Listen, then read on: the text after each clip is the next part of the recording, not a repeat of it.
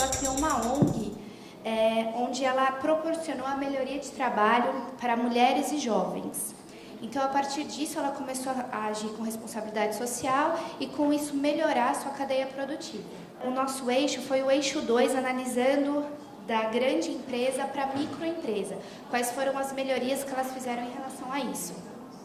O nosso caso de sucesso, primeiro foi essa parceria com a ONG, onde melhorou a qualidade de vida para muitas pessoas, e a definição clara da mão de obra a ser utilizada. Então, as costureiras envolvem mais as mulheres e os jovens para a melhoria das condições de trabalho.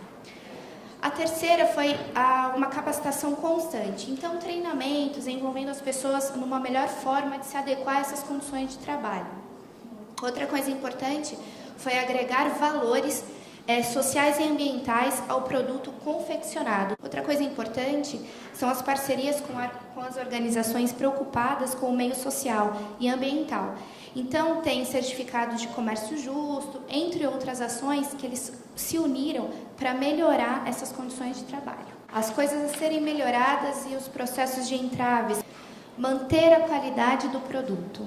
Então, eles deveriam dar mais treinamentos, foi isso que a gente percebeu e não tinha muita, né? Principalmente pelas condições das cidades envolvidas. Falta de recursos financeiros.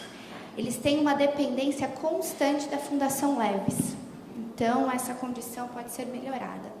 E a dificuldade de transferir conhecimentos para fortalecer o processo de fabricação e melhorar o desempenho da empresa. Agora, para finalizar, são as propostas que nós falaríamos para o governo fazer. Oferecer capacitações específicas vindas do governo.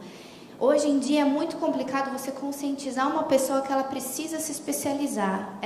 Você oferece o curso, mas por preguiça, por falta de locomoção, ela não vai até esse local. Então também torna-se prejudicada. Conhecer melhor as necessidades dessa população. Estender os projetos a locais específicos, em áreas regionais. Por que não estudar numa região demográfica a situação de ribeirinhos? As pessoas que moram no Rio Grande do Norte muitas vezes ficam sem água durante 2, 3 semanas. Oferecer para elas melhores condições para elas terem mais capacitação e vontade de trabalhar. E todos deveriam assinar um pacto combatendo os problemas sociais. Resumindo, não ficar só no blá blá blá, tem que agir. Então, infelizmente, eu acho que as pessoas têm que ter um choque, como já citado, pelos nossos palestrantes, fazer com que eles tenham essa visão. Peraí, se eu não fizer, o que pode acarretar para mim? Porque, infelizmente, as pessoas vão levando muito no banho-maria e não pode acontecer.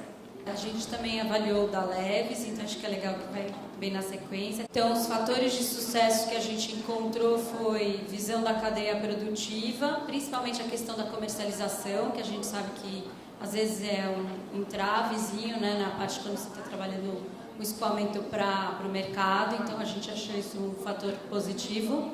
A transferência da tecnologia de produção, então apesar de ter tido pouca capacitação na avaliação deles, a gente achou que eles avaliavam bastante também, capacitavam bastante, então a gente achou legal como ponto de sucesso.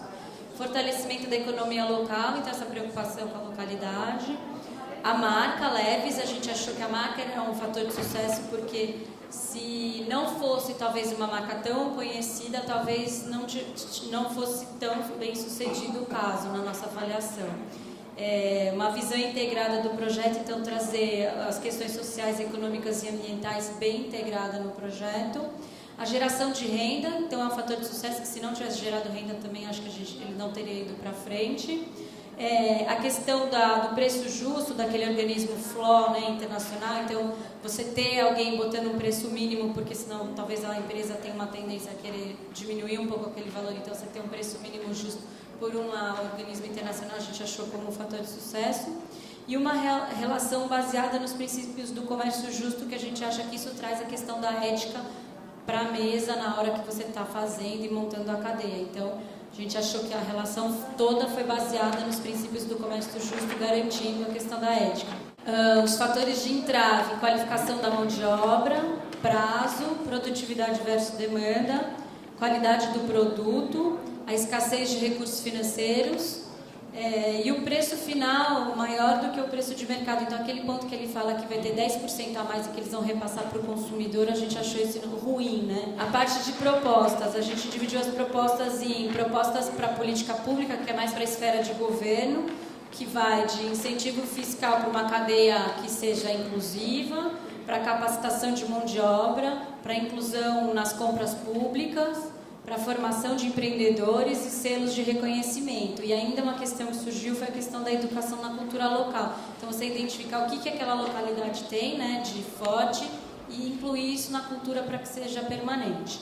Na parte das empresas, a gente entendeu que o principal era querer fazer, então elas tomarem essa decisão de ter um pedaço da cadeia inclusiva, é o primeiro passo, e aí também não desfocar isso do negócio da empresa, para ela conseguir dar continuidade. Oferecer capacitação e aí desenvolver cadeias inclusivas em pequenas cidades do interior como uma oportunidade para os jovens também, que a gente acha que é uma questão importante. E um fundo de financiamento para incentivo em cadeias produtivas inclusivas, que daí seria para tanto governo e empresas. Nós fizemos avaliação da Leves também, o nosso eixo temático, o eixo foi de avaliação de como as práticas gerenciais das empresas multinacionais colaboram para o desenvolvimento do ambiente produtivo no mercado.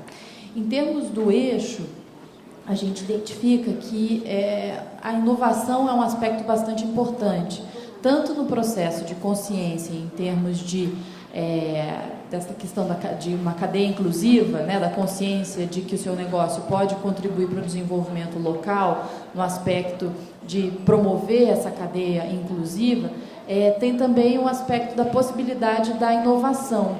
Foi um ponto que a gente comentou aqui, no que se refere a por que ele vai assumir esse risco, ter a possibilidade desse risco desdobrar em um bom resultado e também ter como um resultado importante a cadeia inclusiva, a gente acredita que é uma contribuição. No que se refere a fatores chaves, a existência de uma organização mediadora, a gente entendeu isso como fator chave, isso vem sendo bastante conversado em diversas instâncias, né?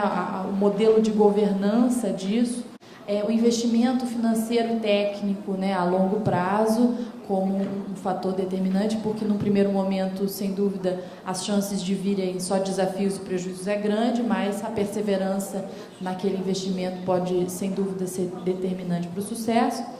O potencial de replicar o projeto, à medida que isso seja configurado como uma tecnologia social, uma tecnologia, né, sistematizada. Os entraves, a baixa qualificação da produção e dos produtos criados pela economia solidária. Isso é um grande desafio, também foi mencionado.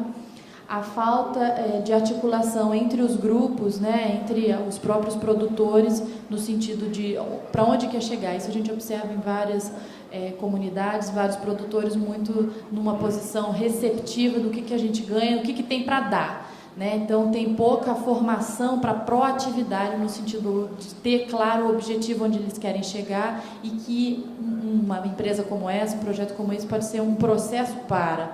Né?